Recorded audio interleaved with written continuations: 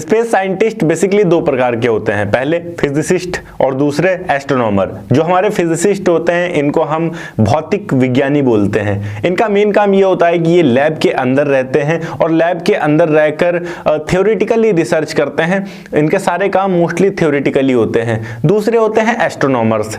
इनका काम होता है अलग अलग ग्रहों के बारे में जानकारी एकत्र करना, अलग अलग ग्रहों को खोजना, उन ग्रहों पर जो स्पेस क्राफ्ट जाने वाले हैं उन स्पेस क्राफ्ट को डिजाइन करना, कहाँ क्या लगना है ये बनाना, उस स्पेस क्राफ्ट में कौन सी ऐसी टेक्निक यूज करी जानी चाहिए जो उस ग्रह पर सरवाइव कर सकता है, ये सारी चीजें पता करना। तो इस तरीके से होते हैं हमारे स्पेस साइंटिस्ट।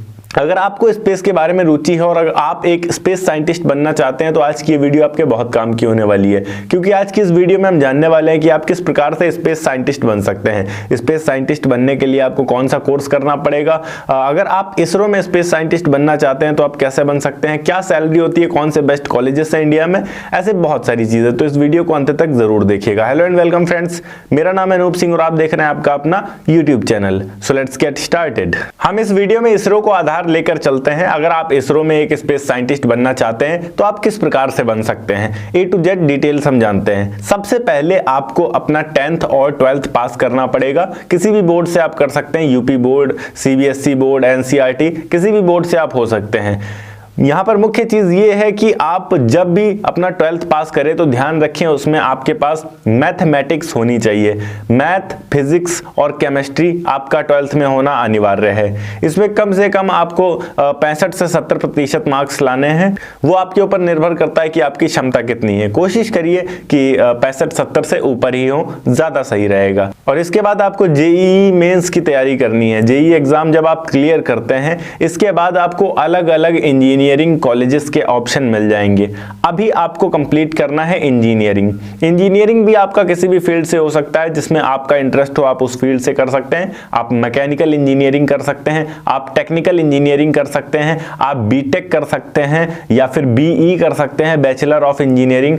कुल मिलाकर आपके नाम के आगे इंजीनियर लगा होना चाहिए। अब यहां पर अगर कोई ये पूछता है कि क्या हम बीएससी मैथ के बाद ज्वाइन नहीं कर सकते हैं इसरो, या फिर क्या हम साइंटिस्ट नहीं बन सकते हैं, बिल्कुल बन सकते हैं, पर अगर आप इंजीनियरिंग करेंगे तो ये थोड़ा ज्यादा सही रहेगा। अगले चरण में आपको इसरो सेंट्रलाइज्ड रिक्रूटमेंट बोर्ड के तहत कराई जाने वाली एग्जाम, जिसे आईसीआरबी एग्जाम भी कहा जाता है, इस एग्जाम की तैयारी करनी है। जैसे ही आप इंजीनियरिंग कंप्लीट करते हैं आप इस एग्जाम की तैयारी करना शुरू कर सकते हैं। हर साल ये एग्जाम कंडक्ट कराया जाता है इसरो के द्वारा और इस एग्जाम को आपको क्वालिफाई करना होगा। इसमें आपका मेंस होगा, देन इसमें उसके बाद आपका इंटरव्यू होगा। अगर आप इंटरव्यू में पास होते हैं तो आप सक्सेसफुली बन सकते हैं इसरो में इंजीनियर। अलग अलग पोजीशंस के लिए ये एग्जाम कंडक्ट करवाया जाता है। वो डिपेंड करता है कि आपका मैकेनिकल इंजीनियरिंग किया है आपने, या फिर आपने टेक्निकल इंजीनियरिंग किया है, या फिर किस फील्ड से इंजीनियरिंग किया है। उसी आधार पर आपकी जॉब पोजीशन भी हो सकती है इसरो में। अब और ऊंचे पदों पर अगर आप जाना चाहते हैं तो आप मास्टर ऑफ इंजीनियरिंग कर सकते हैं, एमटेक कर सकते हैं, या फिर इसके बाद अगर आप पीएचडी करना चाहें इंजीनियरिंग में तो आप पीएचडी कर सकते हैं। जितना आपकी क्वालिफिकेशन हाई होगी उतने ऊंचे रैंक पर आप जा सकते हैं इसरो में। एक चीज जो बहुत ज्यादा इंपॉर्टेंट है इसरो में, अगर आप साइंटिस्ट बनना चाहते हैं तो आपका इंटरेस्ट होना चाहिए साइंस के अंदर, स्पेस साइंस के अंदर, तभी आप बन सकते हैं। दूसरी चीज, आपकी उम्र 35 वर्ष से कम होनी चाहिए और आपने जो ग्रेजुएशन किया है, आपने जो इंजीनियरिंग करी है या फिर आपने बीएससी किया है मैथ से, उसमें कम से कम 65% मार्क्स होने चाहिए आपके ग्रेजुएशन में। 65 के नीचे नहीं होने चाहिए, वरना आप आईसीआरबी का एग्जाम नहीं दे पाएंगे।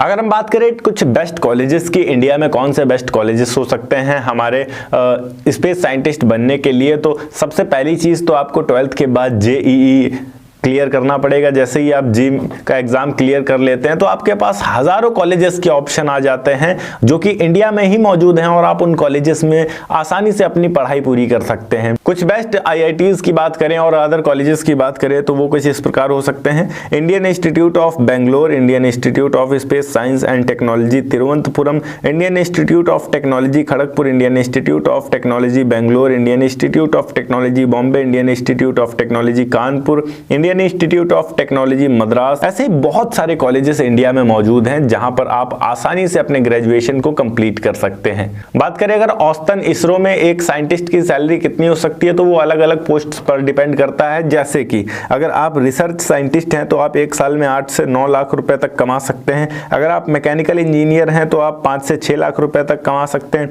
अगर आप सिविल इंजीनियर हैं तो 5 से 6 लाख। अगर आप डिजाइन इंजीनियर हैं तो 4 से 5 लाख। और वहीं अगर आप रिसर्च साइंस स्कॉलर हैं तो आप 3 से 4 लाख रुपए साल का कमाएंगे। ऐसा नहीं है कि ये एक जगह रुका रहता है, टाइम के साथ आपका जैसे जैसे प्रमोशन होगा वैसे वैसे आपकी सैलरी भी इंक्रीज होती रहती है। और देश के लिए आप काम करते हैं, यही बहुत गौरव की बात होती है। ओके गाइस, ये थी एक छोटी सी वीडियो कि किस तरीके से आप एक स्पेस साइंटिस्ट बन सकते हैं। अगर वीडियो अच्छी लगी हो तो वीडियो को लाइक करके चैनल को सब्सक्राइब जरूर कर दीजिएगा। मैं मिलता हूं आपको नेक्स्ट वीडियो में एक नए टॉपिक के साथ। तब तक के लिए जय हिंद, वंदे मातरम।